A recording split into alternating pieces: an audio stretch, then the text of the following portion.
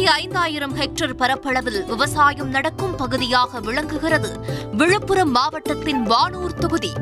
நெல், கிழங்குகள், வேர்க்கடலை போன்றவை இங்கு சாகுபடி செய்யப்படுகின்றன. பழமையான சங்கரபரணி ஆறு வானூர் வழியாக சென்று புதுச்சேரியை அடைகிறது. ஆரோவில் சர்வதேச நகரம், திருவக்கரையில் தேசிய கல்மரப் பூங்கா, 27 அடி சிலை கொண்ட பஞ்சவடி ஆஞ்சநேயர் ஆலயம் உள்ளிட்டவை வானூரின் சிறப்புகள்.